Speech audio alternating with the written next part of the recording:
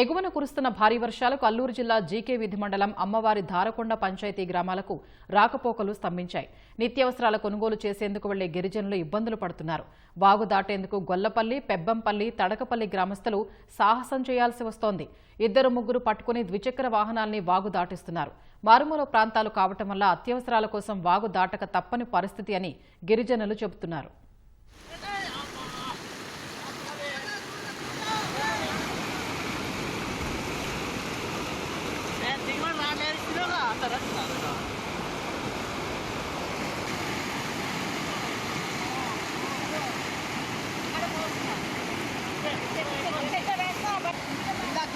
మొత్తం రాడు